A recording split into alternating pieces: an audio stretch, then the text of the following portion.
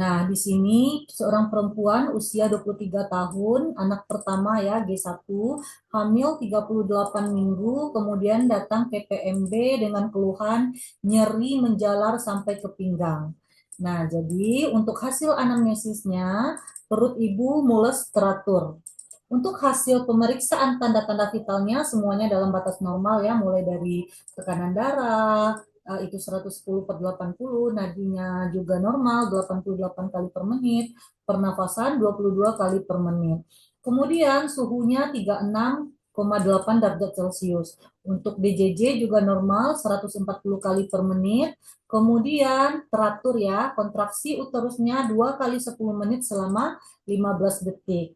Nah, untuk posisi janinnya itu punggung kanan dengan presentasi kepala, pembukaan serviknya belum ada. Jadi, yang menjadi pertanyaan dalam kasus ini adalah,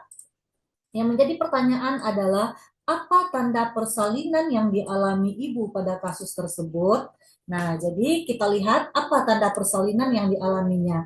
Nah, ini opsi jawabannya.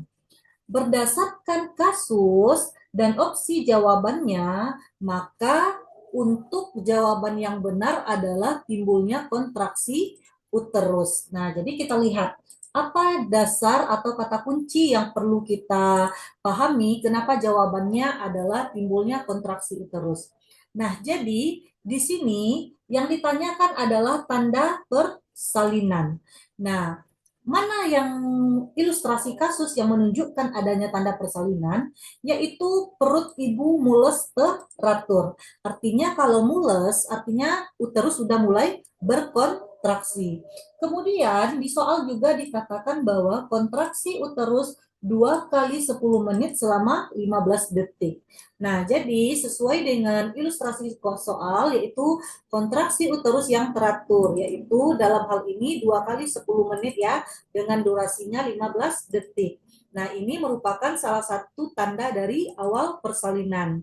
Nah, kemudian dalam soal itu, karena belum adanya pembukaan serviks, maka ibu masih dalam fase laten. Nah, atau mungkin masih dalam tahap awal persalinan. Nah, jadi berdasarkan ilustrasi yang kita temukan dari kasus ini, nah, maka yang menjadi tanda persalinan adalah kontraksi uterus ya. Jadi kontraksi uterus yang terjadi itu merupakan salah satu tanda persalinan yang dialami ibu. Nah, kita lihat opsi yang salah. Kenapa soal yang lain itu opsinya salah atau jawaban yang lain itu opsinya salah? Yang pertama kita lihat lightening. Nah, jadi kita harus tahu lightening itu apa ya. Jadi lightening itu merupakan proses turunnya bagian terendah janin ke rongga panggul ibu yang biasanya terjadi beberapa minggu sebelum persalinan, terutama pada kehamilan pertama.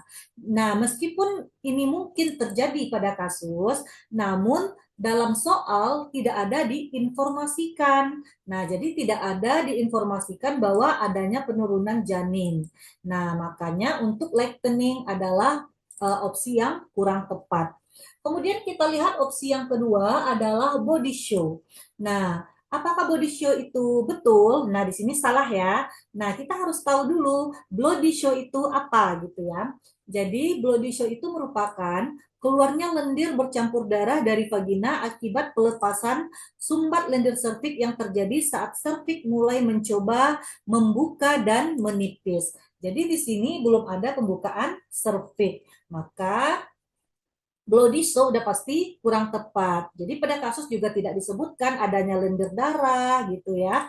Misalnya di sini kan cuma dijelaskan bahwa ibu mengalami keluhan nyeri menjalar sampai ke pinggang. Tidak ada disebutkan keluar lendir bercampur darah.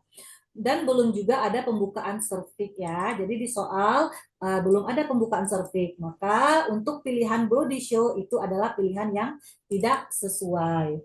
Kemudian kita lihat penipisan dan pembukaan serviks.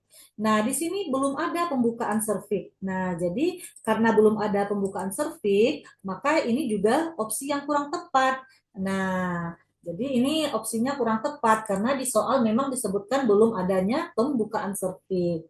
Kemudian prematur of membran atau ketuban pecah dini. Nah, ini salah ya, karena di sini tidak ada disebutkan apakah ketubannya masih positif, apa ketubannya sudah negatif, tidak ada ya. Jadi tidak ada instruksi yang jelas. Nah, jadi di sini untuk KPD itu sendiri ditandai dengan pecahnya ketuban sebelum adanya kontraksi atau sebelum fase aktif persalinan. Nah, jadi pada kasus ini tidak ada informasi ya tentang adanya keluar cairan ketuban atau bagaimana. Sehingga untuk prematur ruptur membran tidak mendukung diagnosa dari kasus atau tanda persalinan. Nah, mungkin itu semoga bisa dipahami.